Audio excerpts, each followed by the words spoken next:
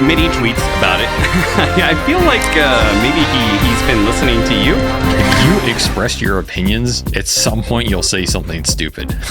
Welcome back to another episode of Not for Broadcast, everybody. On this show, we cover esports, drama, and conspiracy theories. And unfortunately, we do not have very much time to cover the latter there, Avery, as esports and drama is going to be taking full focus on this episode because we have a lot of esports stuff and a lot of drama to talk about. So we'll start off with the plain Jane. We finished up TI qualifiers. TI qualifiers is done. We now know every single team that is going to be going to TI. And for Southeast Asia, we had a bit of an upset where Talon managed to 2-0 Aurora, and so yeah, congrats to them. I mean, them managing to take the top spot away from Aurora, which I think we both assumed was kind of like a heroic situation. There is a top dog in the region. That was definitely an upset, right? I mean, Aurora did end up making it, so at least they recovered. It says something, I guess. But yeah, Talon, big surprise. I mean, that qualifier, looking back, was maybe more unpredictable than I think people expected. Like, there were a lot of teams that had a couple, one or two series where they looked good and then fell apart, and classic Southeast Asia. But yeah, Talon surprised me. I mean, Makoto went pretty ham. Their offlaner, WS, I think, he went pretty ham as well. He had like insane KDAs, insane lane domination in a lot of their games. So that team maybe surprised a lot of people, but ended up looking really strong towards the end of that qualifier. So kind of cool to see what that roster can do. Maybe they can actually make a run, but of course, I cannot remember the last LAN where SEA actually got top 3. Yeah, that would be Annie Major. Okay, yeah. So that's like three time. years ago. It's rough out here. It's rough. So, I mean, you know, Avery congrats started to those a whole teams, nother but career since then. So yeah, seriously. I mean, these guys got to get something going soon. It's been too long before a team has gotten some dominance, and also the consistency. Like this Aurora squad we saw them last year. Yeah, they did okay at some lands. They had like the 4th at Riyadh or 3rd at Riyadh. Wait, they were 3rd at Riyadh, right? Were they? Did they do that well? They did well at that tournament, right? Because they had the game against Liquid. They did, yeah. They got 3rd. They so beat out the Gaming top Gladiators. Yeah, that's what I was thinking of. So I guess that's like their best recent result in the last year. But then they just have these events where they get like last and it looks abysmal. So I don't know. The consistency is still an issue, but we obviously know the ceiling's really high. So hopefully those guys can get it back together at this TI and make a run. I mean, do you really get a placement at a tournament if you don't get paid the money for it?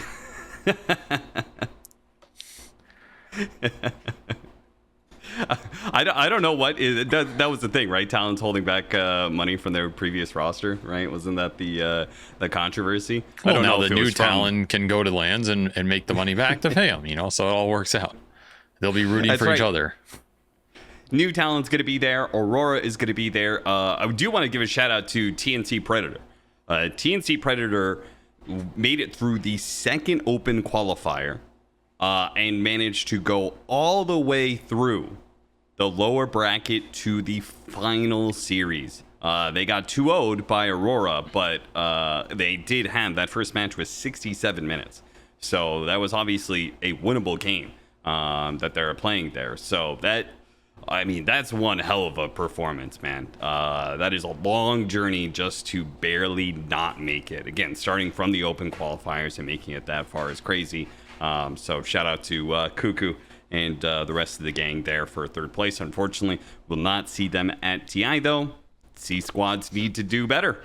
They just need to perform better on LAN. And then, you know, you can get more people from the region to actually go. Like Western Europe. Yeah. Which Western Europe has tons of teams going to these lands because a bunch of them are invited. And they got 2 more teams that are going to be added to the list, which is Entity and the upper bracket, who managed to take the 2-1 over Tundra. Tundra dropped down and faced up against PSG Quest, who had another crazy lower bracket run. They got 2-1'd by Entity at the very start of the upper bracket. and, kind of close series. And then they ran all the way through the lower bracket and took some big names with them on the way. They took down Bald, Nigma, Secret, and then they took down Navi Jr., who were having their own pretty good run. They took down OG. So shout out to those guys. Pretty good performance by Got the Juice. Seen him a lot in high level pubs lately. He's been grinding it. But yeah, PSG Quest, another run that all the way to the lower bracket, but end up losing 1-2 against Tundra. So Tundra is the other team qualifying for Western Europe. I think Tundra looked the most stable. I don't want to say stable because they have these really bad games, but I still feel like they were my number one seed for this qualifier going in, I think. And so they didn't make it in the number one seed spot, but I think it was pretty unlikely they didn't win one of those two qualifier BO3s against whoever. Like if you pick any two teams as qualifier, I think they're the most likely to win at least one of those two of any team. Sure. And then the rest maybe comes down to matchups. I think OG just, man, something did not click for him in this run at all. And I go back to like the inconsistency in that team, and obviously they had a bunch of drama surrounding them this event, which doesn't necessarily help. But it feels like they either know what they're doing on a strategic level with itemization and how they want to play and abuse certain heroes, and that wins them games, or the individual gameplay can just feel a little flat. Like people were very critical of BZM this tournament. I think they also had some trouble like synergizing some of these team fights between the three cores. So I don't know. Something about that team is not clicking at 100% on the level that they want it to, and I think it shows because I think they could have gotten one of these spots and they fell pretty short. But the lower bracket runs were impressive. I think Quest and Navi Jr. both showed a lot of gusto, taking down a lot of these teams, rallying against the pressure. Not a lot to lose for them until you get to this final day. And then, yeah, Quest still one game short. They're always one game short. But I go back to the crux of that, which is I still think that team is just too slow in the games where they can't afford to play that slow. They always get this one game short because there's that one game where like the lanes don't go their way because I just don't see them reliably winning the laning phase against most of these top European teams. And it's hard to win so many of those games over the course of a tournament. You're eventually going to find yourself one short because at some point, like this game 3, Tundra Quest, what happens? Quest loses lanes with like a Weaver. They fall behind and they can just never team fight their way back. And these European teams are pretty good at closing the map out against you. Even if you can outplay them in one or two fights, it's so hard economically to come back in the modern state of Dota. So I still feel like this team has a core problem, which is they don't win games fast and they lose games very slow. So how do you fix that? I don't know, but that's what I think they need to figure out to be able to get to some of these lanes and compete at the LAN as well. Because I think they have the player skill, they have the synergy. Like it's a well-formed team. That's not the issue. To me, it's a play style thing. Now, in previous episode, twice now actually, we've talked about a certain hero choice being an early. I'm glad you brought that up. Warning sign. I was gonna bring it up. Some but, problems. There's something rotten in the state of Denmark. Is Terrorblade an acceptable pick if it is being played as support? As that is what Tundra did in their second game. They lost that game, but Nine Class did play Terrorblade. Is that indicative of their upcoming TI performance? Is there something going to go horribly wrong there? Yeah, probably. I'll stand by my word, man. You pick Terrorblade in this patch, like something's wrong with you. Either I think in that case is like it's too cocky. That's way too cocky, bro. Like you're gonna whip out this support Terrorblade in that draft where you have 0 stuns, like no team fight, such a bizarre lineup, and then you have support Terrorblade support or core. I'm gonna stick by my stain, which is you pick that hero, you got to reevaluate why the hell you're drafting the way you're drafting, because I have no faith in that pick right now. And I think it's lost every game we've seen. And I stand by when I said that about Blacklist. They did not win a single game after that. So more evidence for the judge here. You can make your own decisions. I'm just pointing out observations. You can form your own opinions. Of course. I did appreciate the fact that you made your prediction about Southeast Asia, and then of course came in this episode. I mean, Southeast Asia, nobody can predict it, man. Nobody can predict it's true. I think that's even the the reason best predictors can't predict it, man. What yeah, I can mean, you do? get Aurora, but that's it. But I think that second one was like, looking back, I had more confidence in Blacklists, but they just went 0-4. It's like, okay, I mean, what the hell, right? Even if they didn't win, I expected them to do better than 0-4. Like, that's just an embarrassing bad result for them. So that's what I'm saying, man. That region it's insane. It's actually insane. I don't know whatever goes on interregionally in SEA, but maybe there's just so many beefs, so many grudges, so many inner player, like so many of those guys have played with each other. They know each other. Sometimes they hate each other. Sometimes they love each other. There's like coaches that get cycled through outside of Sunby. I think coaches in that region just go in and out all the time. Half the orgs are screwing half the other teams over, and half the orgs exist for like 1 year and disappear.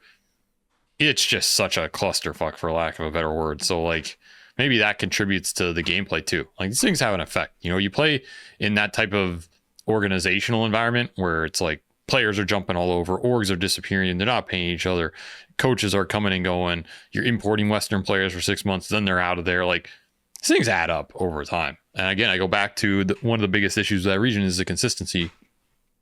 I think in Dota, it comes from like your leadership, your coach, your captain, your org.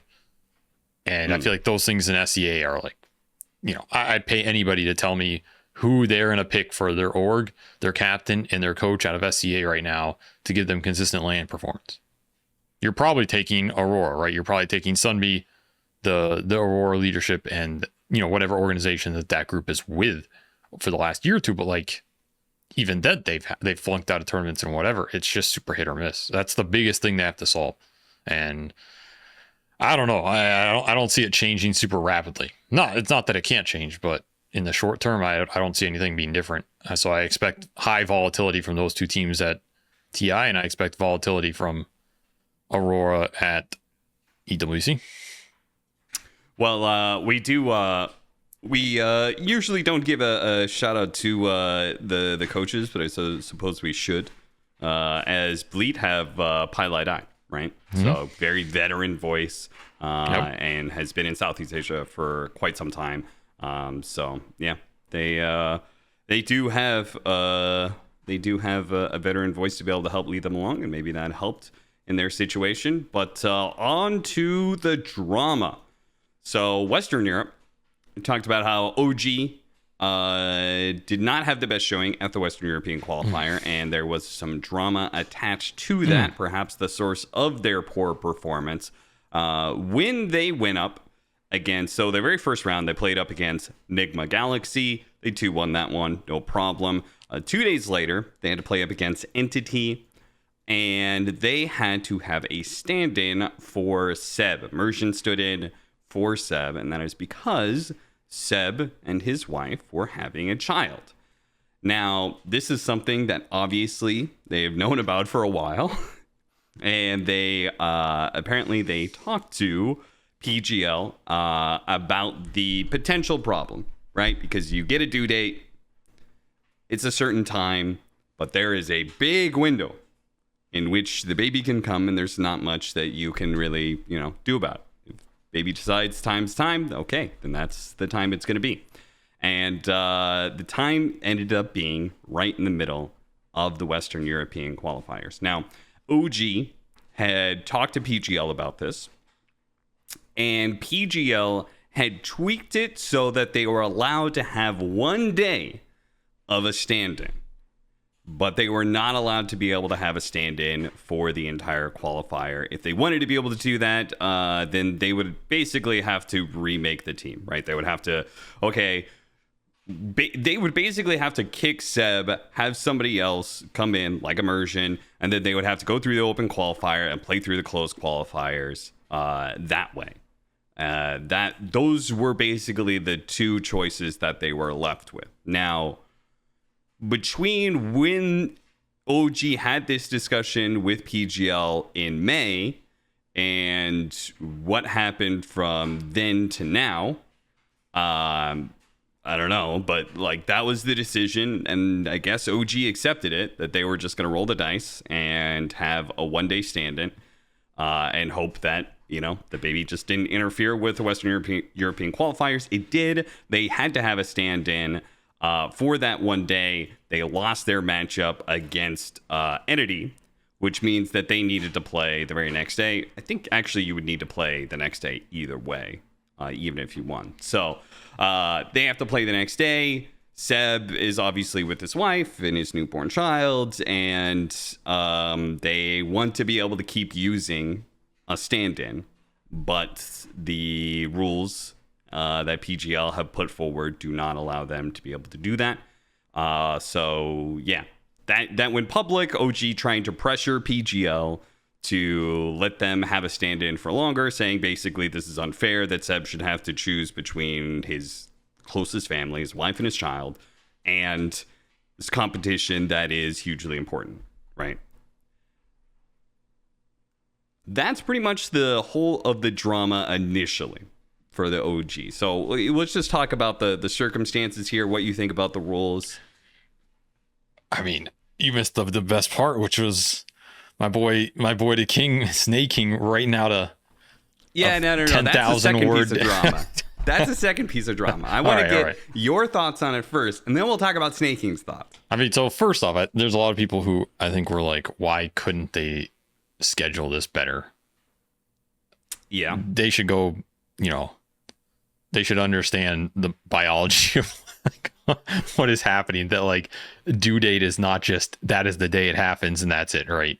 It's a large window. It can extend even like a month plus whatever. Like literally 2 months. Yeah. So like it's not that straightforward. I think OG going and asking for an exception makes sense. I think this argument of like rules are rules and should never be changed is stupid. Rules exist to create an even playing field. If everybody within a competition agrees that an exception does not violate that construct, then that's why you have admins and that's why you have exceptions, because life creates unpredictable elements that aren't necessarily always designed to create an uneven playing field, right? I feel like rules in competition are there to stop people from gaining advantages maliciously or intentionally, but not to prevent someone from trying to overcome a disadvantage that was thrown against them by an act of God. So like, I feel like you should have some humanity God there. No, from an act of God, we don't know. I mean, I'm just saying the baby came from Sure. But my point is, I think it's perfectly fine for OG to ask for an exception. I also think it's fine at that point for PGL to make whatever ruling they want. Yeah. Like when they come to them, if they don't want to make an exception, that's their right as a league or tournament organizer. Maybe you appeal to Valve or whoever because it's TI, but that's a whole other complicated issue. But it is in the hands of like a TO or the league supervisor or whatever to say these are the rules of the event. You either go with them or you don't. And if you don't, take it up with our boss or whatever, right? I mean, that's their right to do too as a league. And then if they make those rules and players don't agree with them, then at that point you go public. Like at that point, if OG feels like that rule is super unfair, not only to them, but potentially other people, that is when you go public and say, yo, we had this situation that brought up this discourse about this rule. We feel like it's super bad for us and potentially bad for other people. We want to vote to change this. We think all the other teams should get on board with us and have PGL change this before any of us play the qualifier. That was the time to get the rule changed. Yes. Now, maybe some of that happened. We don't know. We don't know if OG reached out to other teams to see if they'd be interested in maybe every other team said together behind the scenes. No, fuck you. That rule's good. Like, and there is an argument for that rule being good. I think initially it seems like, well, what's the point? But I think because there's no DPC anymore and you're just running strict opens into closed into TI, it makes sense to restrict how much stand-in a team can use, because at a certain point you're qualifying to TI with a different roster and that team might have not even played together that much in the year. Like you could have a team that literally formed in opens and goes to TI. So a team that didn't exist at all before this qualifier and could play with 5 players and then go to TI and play with a 6th different player, right? And that's kind of fucked up, because then this guy basically gets to go to TI without actually having to do anything to warrant his going there. He can slide in last minute. Really unfair situation. It's happened before in the past where like team qualifies to a tournament, they kick some dude, and then they bring someone else in the tournament. These rules are kind of designed to prevent something similar, which I think is fair. Obviously, I do think there's exceptions like 1 or 2 days, and depending on the team and players. Like obviously OG is not here to kick Seb out of the team or replace him or whatever. I think that has some factor into it as well. And I think most people agree that like removing Seb from that team is going to be a downgrade no matter what, because he brings leadership and intangibles and all that stuff. So it's pretty hard to argue that this was ever going to be an advantage for OG, which I think gives them some more leniency here, which again, you're admins of the tournament, you should be able to decide this shit. But it also comes down to an even playing field. Like it's pretty hard for you as a league admin to determine that. It's hard for you to determine whether this creates an advantage or disadvantage for the team, even if it might be obvious to some actors. You as a TO have to determine whether it's to a large enough degree you can make that decision against other teams, right? What happens if you allow OG to do this for 2 or 3 days and someone else needs a stand-in, but their circumstances are vastly different? Well, now you've compromised a rule set, and it might influence your ability to make a decision in another situation, which is the difficulty of being a TO trying to enforce a rule set that has already been agreed upon. Most of the time, you have to just go with it. So I feel like there was a time and place to challenge these.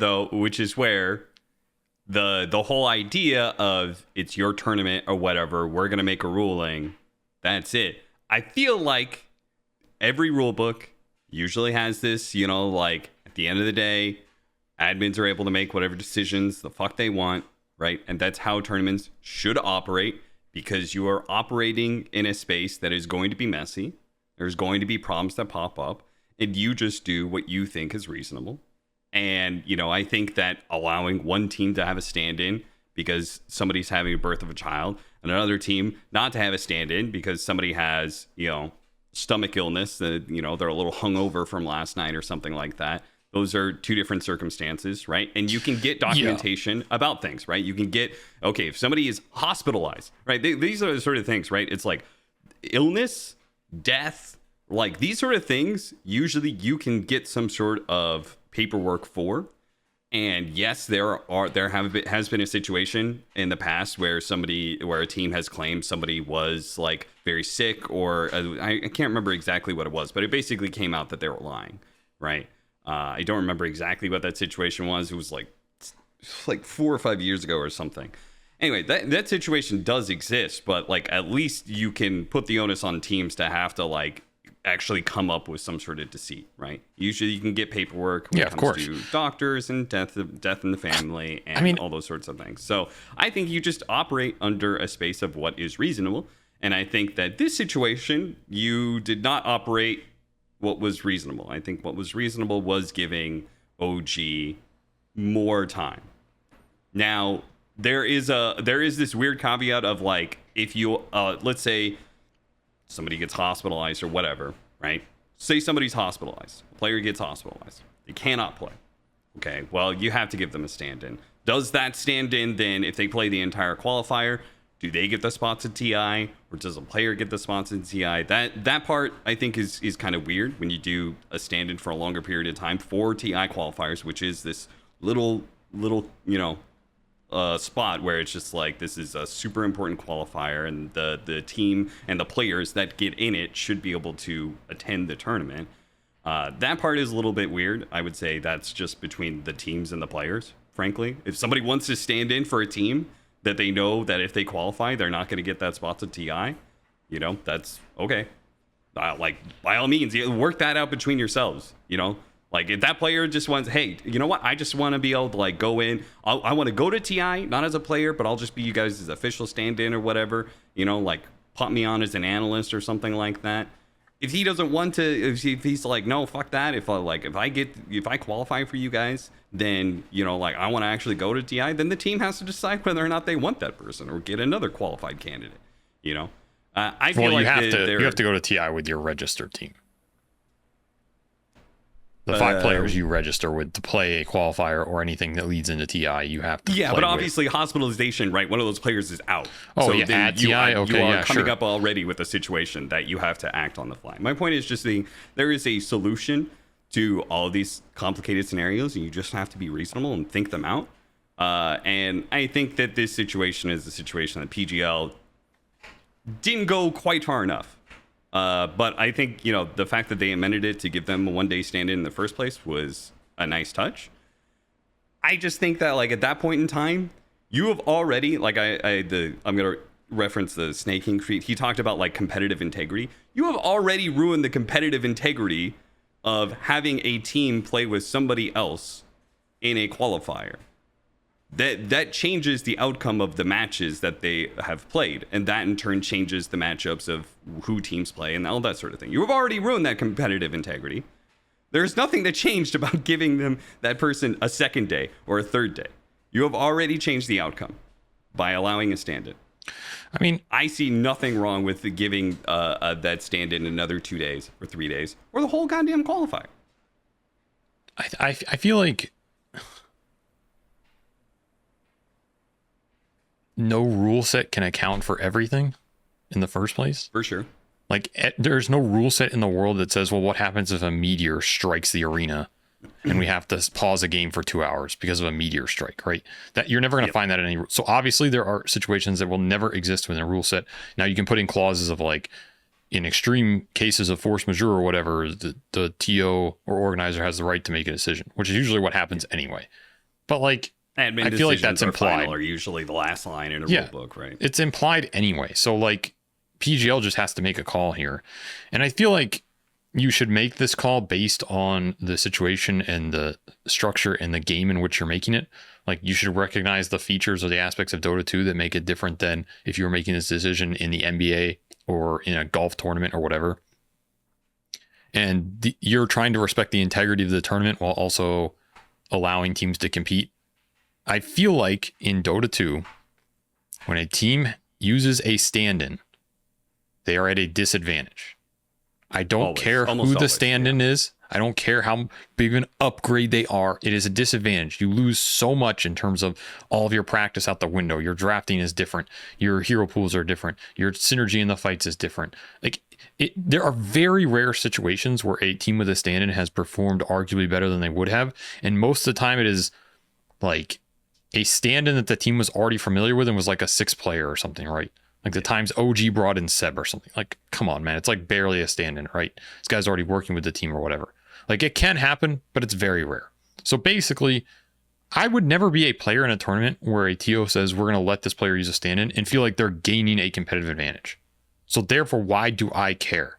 There's an argument there. Why should I care if PGL makes a greater allowance for OG in this situation if it's not giving them an advantage? Right? Where does the competitive advantage come from? Like, Sneyking's upset that the rules are being compromised. But I feel like if the rules are being compromised to give a team a disadvantage, why does that as an exception matter? It's not that they're saying this rule doesn't matter, because the rule is here to prevent teams using it to gain an advantage or to bypass a situation. If they're not doing it in one of those two things, then why does the exception matter? And that's what I go back to. And I feel like that's where you make the judgment calls in admin, is what is the intended purpose of this rule? And does this situation violate the intended purposes of that rule, right? Like, otherwise you're just going to prevent people from doing things in extreme situations that they have no control over. And it makes everybody look and feel pretty bad. I think in this situation, it should have been as simple as, like, Seb might have his child around these TI quals. If he does, he's going to have to step back from the team and we will use a stand-in. And that's it. And PGL either agrees to that or, like, they just don't even let him play the tournament. Like, I don't know why there's, like, this bullshit. Or if you feel like them having a stand-in does create some competitive advantage, you counterbalance it out. If there's some argument that them having a stand-in somehow potentially gives them an edge, you penalize them. So you let OG have a stand-in and you remove half the reserve time in drafts. This is something that has been done before. It was done to me. At TI, when we played TI7, we had a misunderstanding about coaching situation. Valve's idea was, our judgment is that it wasn't malicious and it was a misunderstanding and multiple people fucked up. But at the end of the day, we do feel like you gained a competitive advantage. Maybe not intentionally, but you did. Therefore, we have to penalize you for it. Which I think was a fair conclusion, because the alternative was obviously, like, I get disqualified from the tournament, which I think would not have been fair. But it genuinely, I don't think would have been fair, because there's a lot of details that I'm not going to go into. But my point is, you can do a situation like that. Well, that was not the only outcome. The other outcome was you just for the rest of the tournament, you're only allowed to have one person in the booth, and you don't take any reserve time. There were multiple outcomes there. Well, yeah, there's a gradient, but what I'm saying is the extreme was like, we're just going to disqualify his team. Sure. Which is, I think, very similar to this situation. Like, there's a world where PGL could just disqualify OG. There's a world where they could have never let him play in the first place. There's also a world they let them use a stand-in but penalize them on reserve time, which I think would have been an interesting course of action past like the agreement day one, right? Okay, there's some team, like, I would just be interesting to hear the argument of which teams felt like their chances of beating OG went down because of this exception, which is what I think it comes down to. Like, I don't know if I buy that argument. And that's where I'm saying you have to make the decision within the sphere of Dota 2. Is this actually disrupting the competitive integrity of the tournament, or is this team trying to manipulate the rules to bypass the situation? I think clearly OG is not doing that. There is no world in which OG goes to TI without the intention of playing with Seb, like they're trying to slot someone, right? So they're not bypassing anything. And I don't think they're any world where anybody's arguing they're gaining a competitive advantage. So like, I don't know why the exception is so cloudy in terms of like, we can't do it because we're going to disrupt the whole tournament. Like, no, that's, you know, if someone else then comes along and they say they want to use a stand-in because their bro is like still in the shower, you don't allow that. Like, it's not like it's because you allow one exception because of some extreme shit that you're just gonna, you have to allow it for everything now. Like, it's not how exceptions and rules work. So I feel like this whole thing is like kind of a stupid situation, and I think it's standard esports stuff at the end of the day. Yeah. It's just, it requires extra effort, extra work, and it requires, you know, like, it's simple to just put out a rule book and just follow it, as strict as it is. Well, that's what I think it comes down to. I think TOs and esports are afraid of making a decision that would backlash against them, because the upside of making a decision that the community potentially likes is very minimal. So like, it's better to just err on the side of, we're just going to go by the rule book that we all wrote and agreed upon at first, and therefore we absolve ourselves of any potential wrongdoing. It's like pleading the fifth, you know? Whoa, we had the rule book, you agreed. What do you want us to do? We're just enforcing, which is like a standard admin way of doing things, which most of the time is correct. Like, you should just enforce the rules, even playing field, blah, blah, blah. But like the pause time situation that comes up so often, right? Some team has internet DC, they lose their 10 minutes. The other team offers to give up their 10 minutes. And more often than not, the admin says, no, we just keep going. That is the rules. So, and I think most of the time that's fair. I still think there are certain situations where there are extreme circumstances where there is flooding and all sorts of things that happen. I remember Southeast Asia, there was like some flooding that resulted that ended up making it so electricity went out in large parts of the city. You know, that's just like, okay, what are you supposed to do about that? Like, you can make an exception for that sort of thing. But yeah, I mean, it requires admins. Frankly, it requires, for a lot of these tournaments, admins to be put in a position of power and respect that they can't actually make these judgment calls. And more often than not, admins are like the lowest man on the totem pole. Because most of the time you don't need an admin for anything, particularly if you're just strictly saying that we're going by the rule book, right? And that's just, you know, downside of, I guess, third party, and like, that's a downside of esports just being less professional than maybe traditional sports. That's also part of it being third party operated, right? Is you have you don't have centralized power into one league that would therefore have the resources and the manpower to put, you know, one head admin in charge of all these sort of things, and they can make these sort of decisions with, you know, reasonable amount of power. But, you know, that just doesn't happen. I think PGL did a pretty good job, but I think they could have done better. I think they could have given more days. Would have been nothing wrong with that. I think whatever OG talked to PGL in the first place, so that's good, I guess.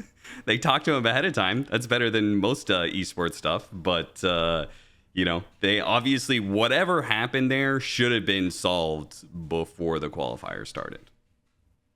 Yeah, but I mean, I think that kind of closes out the Seb drama. Yeah, that's why the drama exists, because they agreed to it, and then the agreed outcome was played out, and then they're like, well, we actually needed more. So, like, did you actually agree to it in the first place, or were you... There was obviously some miscommunication somewhere. I don't know what it is, but it looks kind of weird. at the end of the day, I think PGL just should have let them play with a fucking stand. Like, who gives a shit? It's not giving them a competitive advantage. And then if you really feel like there's potential, it does give them they can play with a stand for the rest of the event. You penalize their draft reserve time. Done. I feel like it's pretty straightforward. And you're always going to have some people that are always going to be unhappy about any decision because they're going to be fans of some side or the other. Like, you as a TO just have to man up and make the decision you think is right and move on, honestly. And I feel like too many TOs are too hesitant to just make the decision they think is correct and go with it. And sometimes I think they're just bad at these decisions. Like, I don't know why. I feel like there's been a lot of tournament organizers who have made decisions like this in the past, and it's just the wrong one. Like, and then the community backlash is instant, because if you make the wrong decision, the community is going to instantly let you know. And then it's going to usually, well, at least in the old days, it would go to Valve. It would go to Papa Valve, because, that's like stuff that happened with, like, when you have to penalize a player, like the Bali Major drama, right? Like, Bali Major, you have Pure with this, like, screen shit, and then, now suddenly ePulse.io have to make a decision with that. They make some decision, everyone's like, what the fuck, this decision's absolutely terrible, and then it goes to Valve. So if you make the wrong decision, it's like very apparent you made the wrong one, which is why TOs, I think, are afraid to do it in the first place. Because if they don't have a good read of it, they're just trying to run a tournament, then in the situation where they make a bad one, it's really bad. In the situation where they make the good one, nothing happens. So, like, there's only downside. Whereas if you say you're just following the rules, it can't be a bad decision, basically. So you eliminate that potential. And then you get superseded by Valve. It makes you look even worse. Yes. They're trying to avoid that situation. So obviously, TI Quals are the last tournament that exists that technically answers to Valve. I don't know exactly what that contract looks like, but technically I think Valve could come in and, like, big dick their way on the rules if they really wanted to, right? So that is, again, that weird situation where, like, PGL is definitely not going to stand up and, of all the TOs throughout the year, be like, we have made this rule decision that goes against the playbook, right? They're just never going to do that, because they have no incentive to take a risk on a situation like that, where Valve could come in and be like, actually, you made the wrong choice, you're dumb, and this is what you should have done. Because then you just look really bad. So, I don't know. That's, like, part of the situation, too. Sneyking had his full mini tweets about it. I feel like maybe he's been listening to you. Just get this guy on me, Snapchat. Man. I promise you he's going to become so much more popular. I did tell you. Sneyking is tweeting nonstop. He's tweeting about the Nigma qualifier games and his up and down, and Reddit enjoyed that. Now he's tweeting about this Seb PGL drama. Man's just full of opinions, and I disagree with his opinion. It sounds like we both kind of disagree with, like, he very much had a hard line of, like, the rules are rules. OG accepted it. If you wanted to play with the stand-in for longer than one day, then you should have played with somebody else, but you decided to roll the dice. You got snake eyes. Sucks to suck, I guess. I don't know, man. I mean, the interesting thing I think about all of Sneyking's tweeting was, I think if you express your opinions long enough, at some point you'll say something stupid. Like, I think that's just true of every human. We all like to act like everything we say would be intelligent and make sense.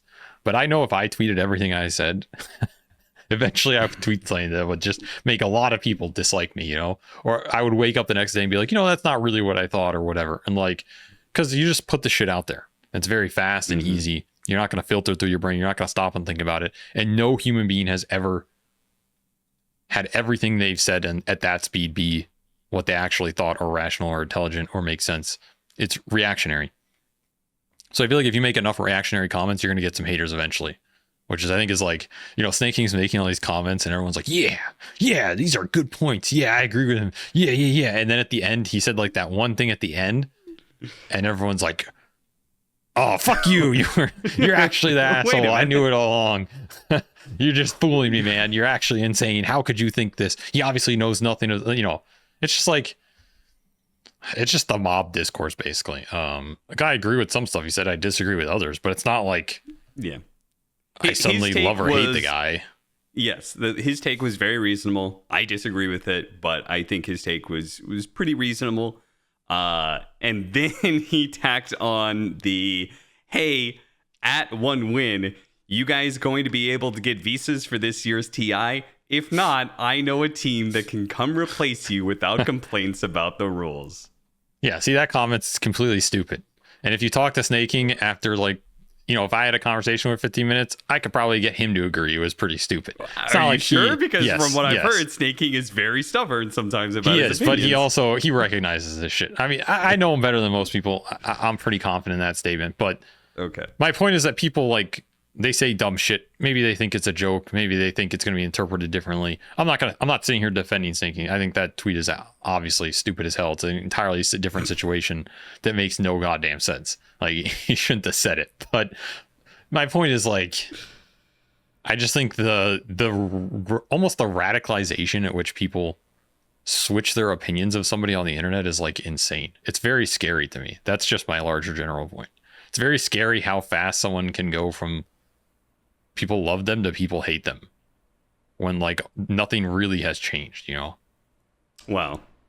Because I know Sney. Sney's been saying dumb shit like that. The person in the first but that's what I'm saying. You don't know people on the internet. Like, I've known Sney for a long time. That's the exact kind of thing he would say. I've heard him say shit like that all the time. You talk to anybody who's worked with him or any of his teammates, he does that shit all the time. He says crazy statements that are super strong, and then maybe he backtracks them over time to go more towards the middle, right? But he just likes to say it. It's like he just riles shit up. That's part of why he's valuable to the team. He'll do it on Dota 2. He'll go in there in Dota 2 and just be like, you know, new patch, Lich's first pick absolutely broken. You cannot ignore this hero because it has like plus 20 damage. You're like, what the fuck are you talking about, man? This makes like no sense, you know? Like, you can buy Desolator Lich, it's absolutely broken. It's just like, he'll just make these things. And then in the end, it's like, you don't actually play it, but it gets you thinking in a good way. So my point is, on the internet, that's really dangerous because people are just like frothing at the mouth for drama and they really want someone to hate or love. And it's just, people give it to them all the time. And it's just interesting that it's that quick, even within a small Dota 2 community of like a single conversation for a single person. Over 10 tweets, I saw it go from like, finally someone speaking up about this to like, this guy's insane, lock him in the prison. You know, it's like, I don't know. That shit's scary, man. It's scary. You know, I wonder about some of the shit I say on this show. I mean, it's not that scary. It's not that scary. You just don't have like really bad takes. Okay, but that's what I'm saying. Think about things before you say them a little bit. Let's say you make takes for like, let's say we keep doing this show for like 200 episodes. You think at some point I'm not going to make one bad take? Oh yeah, maybe I won't. I think most of the time I'm pretty good at knowing what I'm saying, but like I'll probably fuck up at some point and have a bad take. And there'll probably be some people that are like, I've lost all faith in this person. I don't trust anything he's ever going to say again. I knew he was this stupid the whole time, right? Like, I think that's just being human to a degree. I'm not defending any particular situation. Some people definitely make more than others, but like, I feel like there's very little allowance. You don't say, you know, like women don't deserve rights or something like that. Like, as long as you don't say something super extreme like that, all you have to do is just walk it back. That's the thing, right? The love is given easily. The hate, they'll take that shit right back and throw hate your way, but they'll also take the hate right back and throw you love again. All you have to do is be like, you know what? I thought about it and that was actually a dumb thing to say. Sorry about that, guys. And then people will be like, wow, that was really mature. I'm glad that he recognized that he said something stupid. I promise you, if Sneyking did that, like, most of the people, because like the thing is, that's like, probably true. A lot of times the people throw out these opinions, have these opinions, and throw out this hate because they think of you as a person who is not going to change their opinion, and therefore they just exist permanently in their mind. This person exists in their mind as permanently having this opinion, right, and is an unchangeable character. But you know, all you have to do is just be like, yeah, that was a dumb, my bad, you know. Right, that's what I'm saying. Good. Like, I know Sney, so I generally have a good idea of how entrenched in his brain some of these ideas or things he says are. And historically, they're not that entrenched, you know, even if they might appear to be. He just enjoys talking like that and saying stuff like that. Some of them might be, but like generally they aren't. He's a pretty amenable guy, and like you can get him to change his opinion on stuff. So my perspective is different than someone who might just be like, he said that in stone. Holy shit. I didn't know he thinks like that. Whereas I don't see it as him thinking like that. I just see him as he just said another dumbass thing that he said a lot of dumbass shit over. Like, so I don't know. Obviously, maybe I'm a bit skewed. I can see behind the scenes of it, but I think that is part of the problem with like internet discourse is it's really hard to judge that. It feels like it's just people saying like, here's my tenets of life. And then some other guy's like, here's my tenets of life. And mine are right and yours are wrong. And then these two guys just throw them at each other. And you as like a spectator are just like, do I agree with A or B? And you have to make a choice. Pick A or pick B. You have to do it now. It's your entire morality at stake. Do it. And you're just like, I have like very little context for who these people are or what they're saying or the situations in which they're presenting these points. Even though I can like kind of generally agree this guy's a piece of shit. Like, am I supposed to just pick? Like, it's really weird. It's a really weird form of discussion that I think is very easy to rile people up on, but very hard to gain the context of. And so that's why I'm a big believer in like anytime you can give context or background or your thought process behind things on the internet, it's probably a good thing to do because your point will get across so much better. Instead of saying like even this whole OG PGL thing, there's a lot we don't know about it. Like if OG made it, like their statement that they come out with is like their short story, but there's still a lot of context here that I feel like is missing. Right. And I think it goes to the idea of like, you make a tweet that's 20 words long, you state an opinion. But if you do like a tweet longer that's like 2 pages of here's the situation and the rationale for why we tried to do this and their response and what we thought about it, and maybe like here's the context of other teams that didn't allow us to do this even though we wanted to try, and blah blah, all of a sudden your decision becomes a lot easier to debate over, and people's opinions are going to be more mixed because they're going to have more to think through and think, than just I have to pick A or B. Is OG right or is OG left? That's like the classic fucking Dota community thing. Yeah. Get presented a problem and then it's like, is this guy right? Is this guy left? Like, why does it have to be one or like, that's not how a lot of these things work, right? It's not that someone's always right or wrong. Like some of these things are not, you're trying to optimize a situation for everybody involved. And that's not just pick one or the other a lot of times. And the problem is you don't have the context information to know where those gray sliders are as like a random internet bystander. So it just becomes that, which I think sometimes is correct, but sometimes is not. Also for these sort of situations, team versus tournament organizer, the team always publicly puts out their full thing and the tournament organizer almost never does. Or if they do, it's a short, very professional bit. So we pretty much never get the tournament organizer side of things and like how they felt things went down. So the conversation is already one-sided because one party is trying to appeal to a third party, the public, to put pressure to get these guys to change their ruling. I mean, that's why there's like massive PR firms in the world, right? That control these narratives and control it. Because you control these discourses. You just win that battle in the public discourse, and then once you win it, it's like very hard to unwin that. It's very hard for someone to come in and unseat it. You want to hear my story about saying something stupid on the internet? Is it going to get us fired, or is this like a No, I said it. It's out there. People already know about it. Oh, okay. Sure. So I had a situation where, similar to Sneyking, I tweeted out something dumb and got a lot of people riled up. This was a long time ago. This is all the way back in 2014. 2014. Do you remember the European hub for qualifiers, TI qualifiers, the one that everybody loves, that was at the Good House and stuff like that? So when I was working at Join Dota, there was the NA the NA hub and the European hub for TI qualifiers, right? And I was working at Join Dota. And I believe the European hub wanted me to go there because, they're inviting Toby and they're inviting lots of people. But I had to stay behind at Join Dota because we had the ESL 1 qualifiers for ESL 1 Frankfurt, right? Really, really big qualifiers because at that time, that was the only LAN event, basically. That was the only big LAN event with fans in a stadium outside of TI, right? So very important qualifiers. All the region finals were going to be happening around the same time as the TI qualifiers. So scheduling was just absolute shit show. They needed, people to cover it, right? I was the person. Toby was going to go cover the TI qualifiers. I was going to stay behind, cover the ESL1 qualifiers. It was an absolute nightmarish schedule for me, where I was doing these back-to-back like regions. I was literally like living in the office at some point in time for this like week-long slog where we were going from finals to finals of different regions.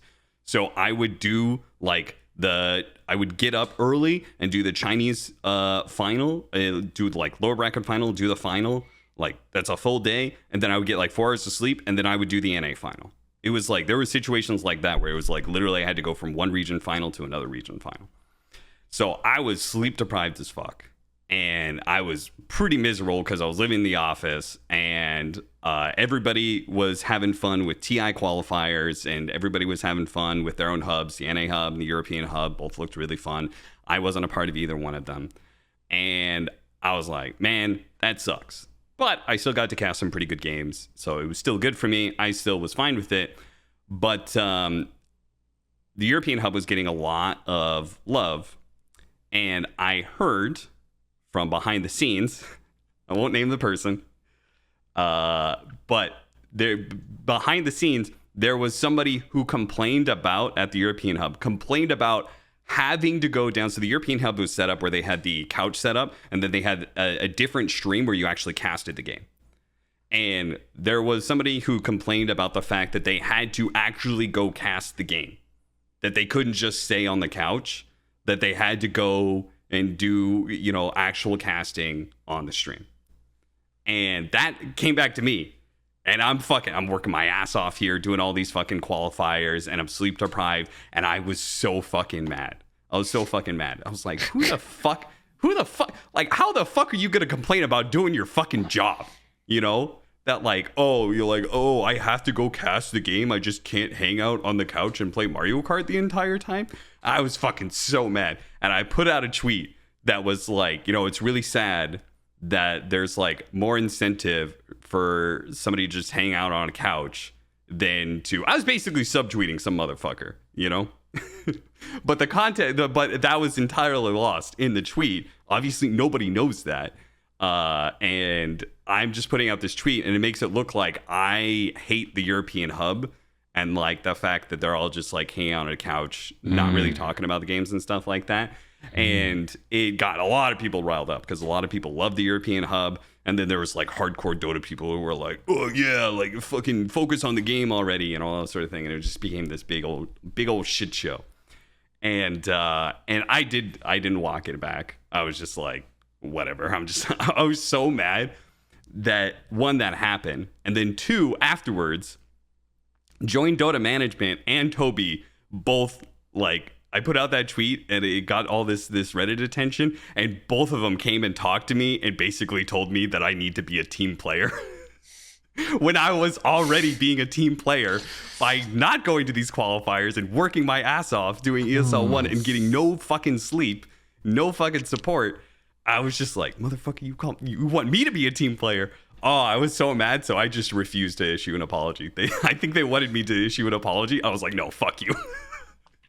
So there's this entire like internal politics that was going on at the time, and I just fucking lost it, and I shot something out there into the public that was not. So basically, you're still facing the consequences of that 10 years later. That's one point here. Yeah, that's still struggling to get gigs. And I think the other lesson there is you took a shot at the king and you missed, dumbass. You took a shot at Odie Pixel and you missed. Oh my god. This guy took a shot at Owen Davies and fucking missed. Owen wasn't even a part of that hub. Took a shot at the king. Owen didn't come till later. And completely whiffed it. And then he had to deal with his own fallout. That's the lesson I took from this story. Embarrassing, honestly. That was the first time that I realized that my job at Join Dota was not all that cracked up to be.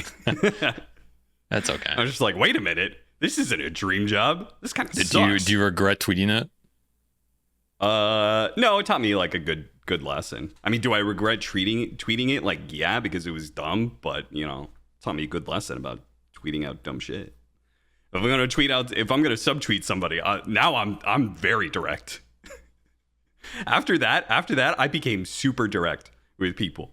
Fucking, I see some motherfuckers subtweeting about like, oh, fucking casters really don't know anything. And I'm just like, I'm immediately at response. I'm just like, who are you talking about? Who doesn't know what? What are you saying? Mm-hmm. Speak, motherfucker. That's who I became after that incident. I became direct as hell. Because I was like, I'm not letting myself get, if I'm gonna get, I'm fine with getting like fucking, shit for something, because I think I'm a pretty reasonable person. So if I have some sort of opinion that I'm going to get shit on, it better be something that I actually back, So you're saying Sneyking should have been more direct. That's what you're saying. Yeah, Sneyking fucked up. He should have just like recorded a 30-minute video diatribe and uploaded it. And been like, here's everything. Here's what I think. Go fuck yourself. And it would have worked out better for him. That's what you're saying. He only half-assed He should have added Seb and just been like, quit complaining about the rules, coward. That's what he should have done. Honestly, it might have worked out better because people might have interpreted it as sarcasm more. It's not even untrue. I feel like there was an instance where OG tweeted something like that at some point too. Probably. I mean, OG has been in the mess of drama before, so yeah, that's what I'm saying, man. They're not devoid of their own weird aggressive tweeting and shit, Oh yeah.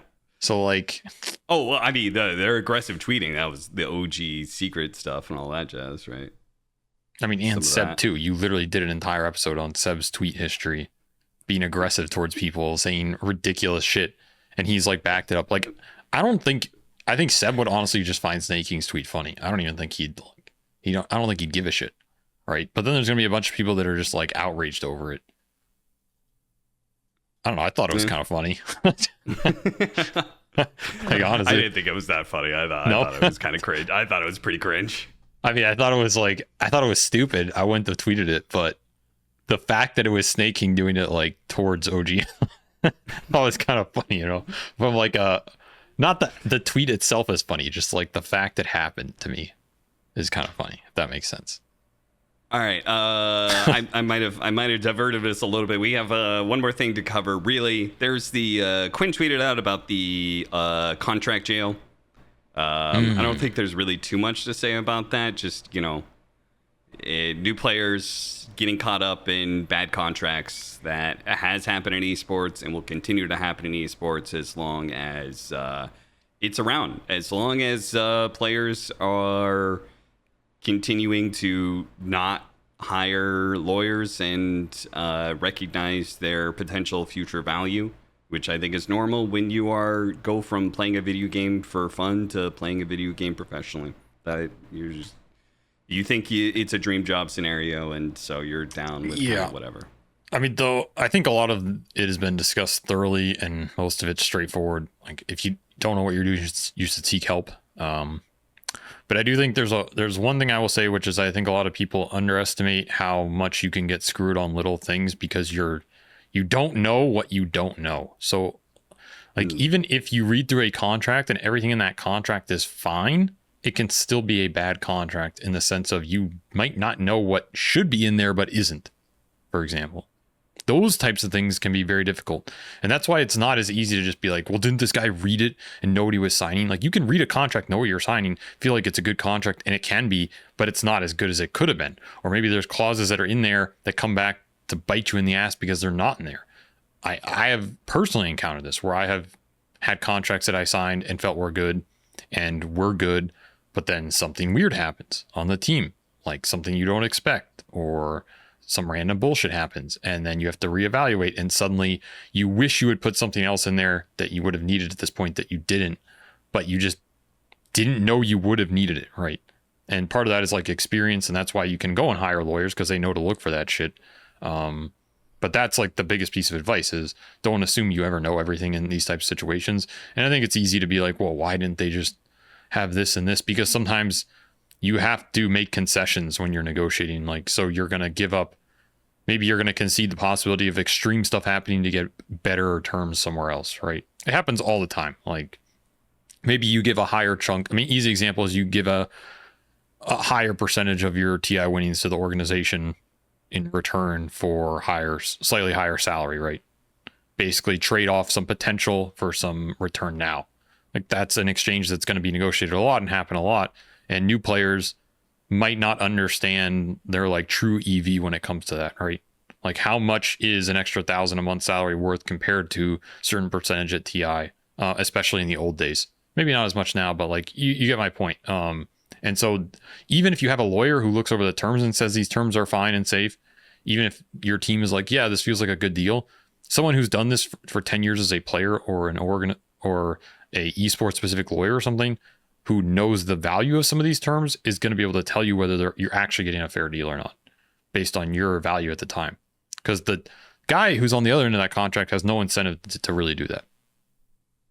So those are the parts like you just don't know that information, and therefore it's very hard to judge whether what you're getting is good or not.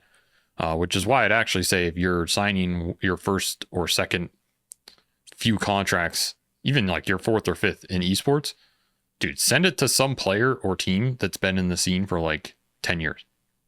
And I guarantee you almost anybody in Dota 2 who's in that position is going to help you. Like they're going to read it and maybe tell you 2 or 3 things that they would change. You know, I don't think there's a single guy who's been in Dota for 10 years that's still here who wouldn't do that for someone that they know between 1 or 2 people, right? If any NA player ever did that to me, I would gladly do it. You know, if any player I have any loose connection with went to me with that, I would gladly do it. And I think a lot of people in these similar positions, like Blitz would probably do it, right? I mean, he's talked about helping people before. Like people in that type of position are always going to do that for you. So I think that is what Quinn's mainly talking about. Is like take advantage of the fact that you do have a community who has done this shit before and fucked it up and gotten fucked up and gotten screwed and at least knows what to look for. Whereas you might not know what isn't in there. So I think it's a pretty fair point. All right, one last thing. There is a match fixing accusation coming out of Southeast Asia closed qualifier where Neon misclicked a hero where JG picked Meepo. Always Meepo, man. Always Meepo. It happened in the NA qualifier as well with the Nouns game. I didn't see any accusations, at least big ones, of match fixing for the Nouns situation. But I did see for the Southeast Asia one. Part of that is that there seems to be more cases of match fixing coming out of Southeast Asia. But also, it ties into something that we previously talked about, which is why I wanted to bring it up. It's because JG is an agent for the 747 casino, apparently. So basically, he's involved in gambling. And whether or not he was match fixing or not when he had that misclick or whatever, it just kind of goes back to what we were saying of like, if you're going to involve yourself with betting and that sort of thing, like you got to be super clean about it. Otherwise, you know, you're just putting yourself in a situation where whether you're match fixing or not, you are going to get accusations about that. And people are just not going to trust you, and it's going to turn into a shithole. So yeah, that happened. I don't know if anything's actually going to come of this situation. I don't think anything. Is Valve just stopped issuing public fuck yous to players? Because they haven't banned Taiga publicly. Yeah, I don't think they want to get involved in it anymore. Fair enough. I think if there was something that was hard evidence brought to them, they would ban the player, but I don't think they have really any incentive to go public with any of this shit anymore because they just pulled out. Like, they're not running any of these things. It's on the TOs now to figure that out, right? They have no personal responsibility for Dota to esports anymore outside of TI. They want to keep their hands clean. There's accusations of match fixing. They don't want it tied to their name. Yep. I do not doubt that match fixing still occurs at this high of level. Probably more than people think. The issue is proving it is extremely difficult, even sometimes where you have circumstantial evidence where like... Again, most of the people that have been caught have been some dumb motherfuckers. So yeah, you really have to fuck up, honestly. Even situations within the last 2 years at the highest competitive level where I have seen some of the evidence that surrounds some of these situations, and it's enough for me to be like, yeah, this is pretty obviously happening, it's still another step to actually prove it, if that makes sense. And oh, it's so hard. It's so hard. So unless you literally have, communication logs or someone that's saying they've done it, or the actual bets from that person through a account that is linked to them, it's really difficult. So I don't know. I mean, I hate that shit. I hope we can root it all out. I wish there were better ways to do it, but the sad truth is, it's like, if you're really not stupid about it, it's hard to detect. Like, you have to leave an evidence trail, and then somehow that has to come to light, which is what happened with Taiga. It can happen, but those are rare situations, right? And most of the time that occurs when some party has disgruntled the other party and they're like blowing it up anyway. So you're not actually like stopping the person who's still doing it. You're stopping a guy who's like, it's blown up and he's probably not doing it anymore, which is still good. Should still bring that to light. But then these guys who are just doing it, it's like all the serial killers that you never catch, right? They're just out there killing people and they're never going to get caught. Because they're not the ones who are going to do something stupid to get caught, or aren't the ones who want to get caught. Sure. Same thing. These guys who are good at match fixing are like never going to get caught because they're good at it and they know what they're doing. They know how to like do it in reasonable amounts and have alternate accounts and not have direct links and all this shit, which is sad. But like, I don't really know how to prevent it. It's an issue I've talked to a lot of people about, but I think most things in life, it comes down to incentives.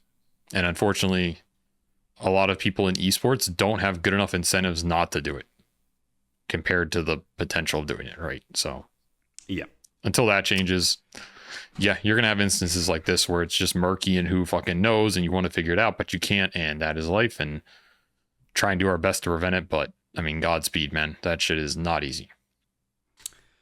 Okay, I think that closes out the episode. We're not going to do a question this week, but again, if you want to ask a question for Avery or myself, you can drop it in the comments below. Let us know. We're going to skip it just because we had too much to talk about this week. So we'll do it again next week. Thank you very much for watching Not For Broadcast, and we will see you guys next time.